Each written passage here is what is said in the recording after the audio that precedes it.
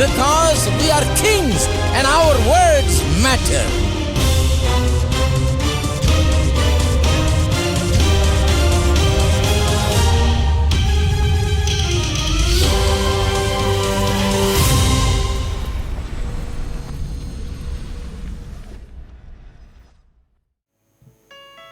கர்த்தரின் வேலனும் என் கீதமும்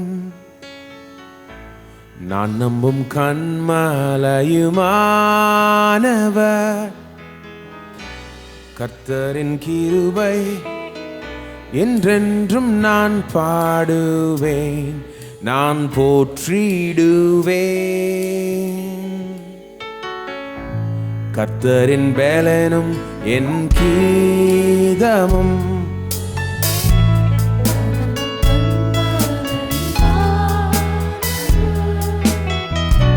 கர்த்தரின் கிருபை என்றென்றும் நான் பாடுவேன், நான் போற்றிடுவேன். அல்லேலூயா, அல்லேலூயா, Hallelujah, hallelujah, hallelujah,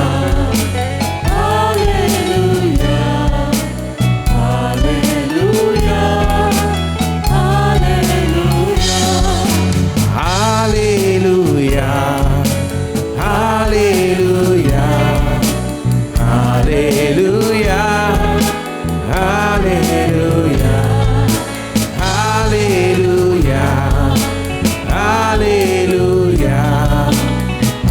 hallelujah, hallelujah.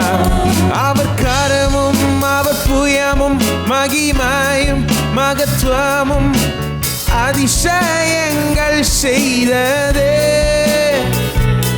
கிருபையும் சத்தியமும் இரக்கமும் அவர் அன்பும் வழி நடத்தினதே. அவர் கரமும் அவர் புயமும் மகிமையும் அதிசயங்கள் செய்ததே.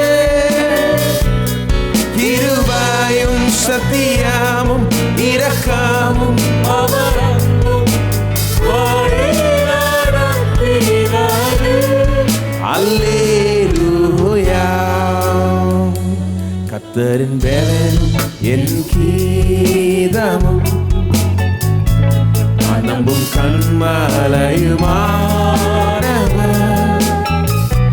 கர்த்தரின் கிருபை என்றென்றும் நான் பாடுவேன், நான் போற்றிடுவேன். கர்த்தரின் வேலனும் என் கீதமும் நான் நம்பும் கண்மலையுமானவர். கர்த்தரின் கிருபை என்றென்றும் நான் பாடுவேன், நான் போற்றிடுவேன்.